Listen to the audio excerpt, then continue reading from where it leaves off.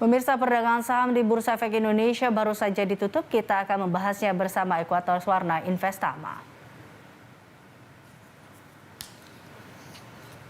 IHSG awal 2022 ditutup menguat 1,3%, mendekati 6.700. Untuk membahas prospek IHSG pekan ini, kita telah bersama dengan Hans Kui, Direktur Ekuator Warna Investama. Terima kasih Pak Hans telah bergabung bersama kami. Pak Hans, ini kita lihat IHSG di awal tahun ini ya dibuka menguat ke level 6.600, bahkan tadi hampir ditutup di 6.700, di level 6.665 atau menguat 1,3%. Bagaimana Anda melihat perbandingan awal dibukanya IHSG ini bila kita membandingkan di awal tahun sebelumnya, yaitu 2021? Ya, sama-sama kalau kita lihat ya. Jadi market di hari pertama perdagangan sama-sama menguat ya. Kalau kita lihat di 2021 juga, itu market 2020 itu tutup di 5979. Hari pertama perdagangan indeks bisa naik ke 6.104 gitu ya, naik 5 poin, waktu itu naik 2%-an gitu. Sekarang pun kalau kita lihat indeks naik cukup bagus ya di awal perdagangan ini gitu ya, menunjukkan bahwa memang orang punya optimisme yang cukup besar gitu ya. Jadi indeks bisa ditutup 6.600-an lebih sampai 65 gitu ya. Menguat 83 poin gitu ya pada pembukaan perdagangan hari ini.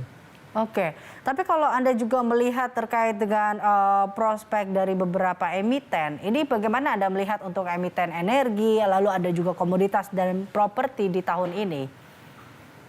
Ya, jadi kalau yang pertama kita harus melihat energi ya. Energi ini mungkin masih jadi suatu tantangan yang besar gitu ya. Karena masalah pasokan mungkin masih akan menghalangi gitu ya. Sehingga demand energi masih cukup tinggi gitu. Kita lihat ada masalah sedikit di Libya, jadi minyak kelihatan menguat. Tetapi survei yang dilakukan oleh 35 ekonom mengatakan Brent itu mungkin tahun ini cuma sampai 73,57 gitu ya. Ini konsensus dari 35 analis global gitu ya. Ini angka ini turun 2% ya bila dibandingkan dengan bulan November yang ada di 75,33 gitu. Mengindikasikan mereka nggak terlalu optimis bahwa minyak akan bergerak naik, dan ini memang nggak jauh beda dengan harga Brent saat ini gitu ya. Artinya minyak akan cukup berfluktuasi. Salah satu faktor utamanya adalah Omicron ya, jadi perhatian gitu. Jadi ini yang sangat mempengaruhi pasar gitu. Sedangkan secara umum komoditas sebenarnya kuartal 1 dan kuartal 2 itu masih ditandakan dengan masalah gangguan pasokan. Sehingga harga komoditas ini kemungkinan masih akan cukup tinggi. Tetapi mungkin kuartal 2 diperkirakan global akan bisa mengatasi masalah gangguan pasokan. Sehingga kemungkinan komoditas bisa bergerak turun gitu.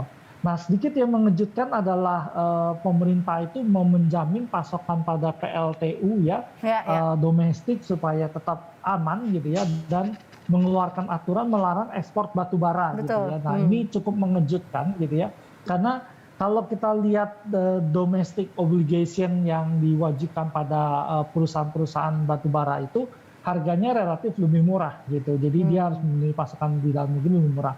Nah, dia untung besarnya ketika ekspor. Nah, ketika harga tinggi, mendadak ada keluar aturan untuk melarang gitu ya ekspor yang terjadi gitu. Nah, ini tentu mengejutkan, dan ini yang kita lihat hari ini harga komoditas itu mayoritas tertekan turun ya, emiten-emiten komoditas.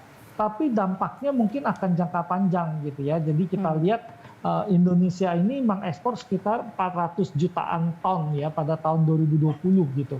Nah, kita ini adalah ekspor terbesar dengan pelanggan kita China, India, Jepang, Korea Selatan gitu ya. Nah, kalau kita mendadak melakukan pembatasan ekspor ini bisa menyebabkan harga batu bara global meningkat lebih tinggi lagi gitu. Dan mungkin kita menghadapi potensi tuntutan dan komplain dari banyak negara gitu ya. Jadi ini faktor di awal tahun. Tapi kita masih melihat bahwa batu bara itu masih bagus ya, komoditas akan bagus sampai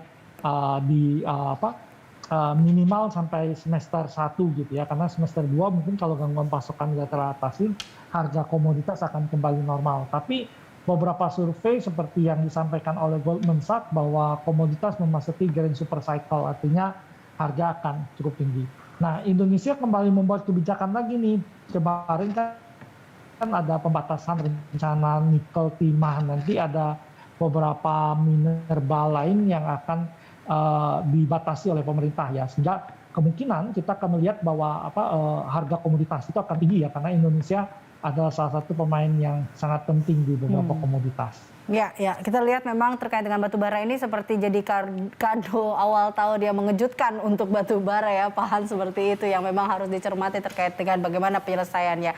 Tapi Pak Hans, kita juga melihat dengan inflasi yang saat ini di bawah 2% ya. Ini bagaimana Anda melihat pemulihan daya beli dan konsumsi dibanding sebelumnya? Apakah ini artinya daya beli semakin membaikkah menurut Anda, Pak Hans?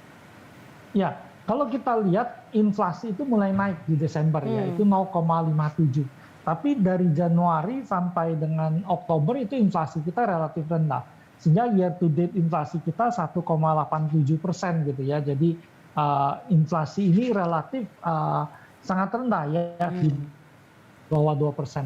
Tapi kita harus hati-hati karena ada tren kecenderungan inflasi itu akan bisa bergerak naik gitu ya. Kemarin kita udah lihat harga telur naik cukup tinggi gitu ya, tetapi mulai teratasi, mulai bergerak turun. Tadinya telur sampai 38 ribuan per kilo gitu ya, sekarang mungkin 33 ribuan di pasar.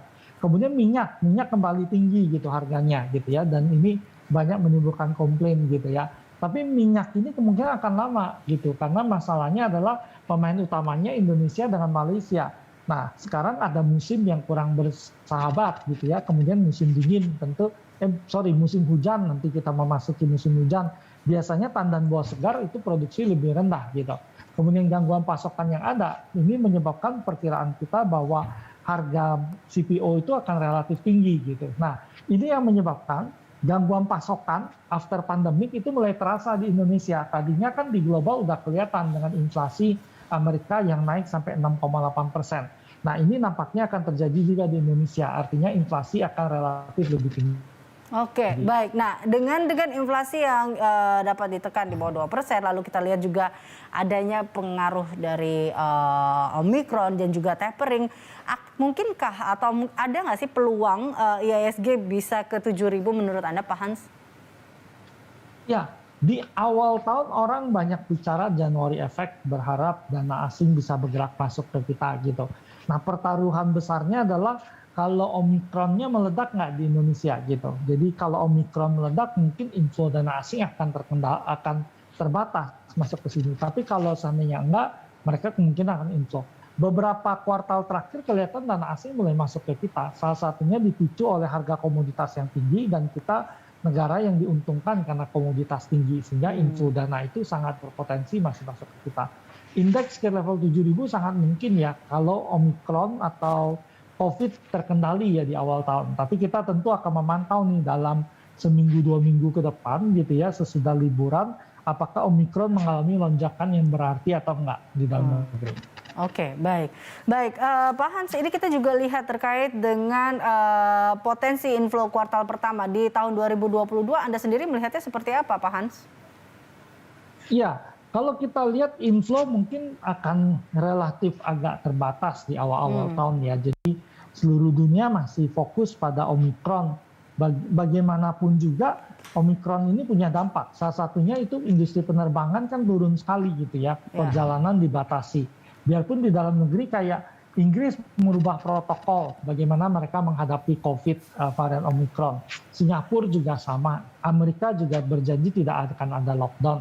Nah, tetapi sesudah periode Omikron ini yang kita perkirakan ini adalah varian yang akan mengakhiri pandemi COVID-19 ya. Karena virus Omikron itu cuma menyebar kuat itu di tenggorokan ya, tidak sampai ke paru-paru. Nah, karena dia banyak di tenggorokan saluran pernapasan atas, dia jadi cepat menular gitu. Karena kan ada di pernapasan cepat menular. Tapi karena dia nggak masuk sampai di paru-paru, itu menyebabkan orang tidak membutuhkan bantuan oksigen gitu. Jadi dengan modal ini orang sakitnya lebih ringan, akan menimbulkan orang lebih banyak punya antibodi, sehingga varian COVID ini mungkin akan mengakhiri gitu ya perjalanan pandemi COVID menjadi flu biasa ke depannya. Baik, terakhir Pak Hans, rekomendasi saham serta peluang IHSG besok akan seperti apa, Pak Hans? Ya, kalau kita lihat secara umum indeks kita sebenarnya saya masih merekomendasikan merekomendasikan MLPL sebagai saham yang bisa kita beli ya di 356 sampai 378 gitu ya. Kemudian target kita 399 sampai 4030 gitu. Kemudian saham kedua ada SCMA gitu ya di level 314 sampai 330. Target kita 343 sampai 368. Kemudian saham lain Cepin dan Jatva kelihatan ada potensi koreksi. Nanti Cepin kita buy on weakness di 5.500 sampai 5.600. Jatva di 1.570 sampai 1.620 gitu. Nah, pasar pasti akan sangat dipengaruhi oleh potensi Omicron ya yang jadi perhatian pelaku pasar gitu. Tapi beberapa penelitian menunjukkan nampaknya dia lebih tidak sekuat Delta gitu, tapi penyebarannya lebih kuat yang terjadi. Jadi ini yang dikonfirmasi oleh ditunggu dan dikonfirmasi oleh pasar. Nah, indeks kita kemungkinan akan coba tes 6.700 ya sebagai resistnya. Kemudian supportnya ada di 6.600 ya target supportnya. Indeks cenderung mungkin besok akan ada sedikit profit taking ya. Setelah hari ini mengalami kenaikan yang cukup signifikan, kita pikir indeksnya berpotensi untuk terjadi aksi profit taking. Baik.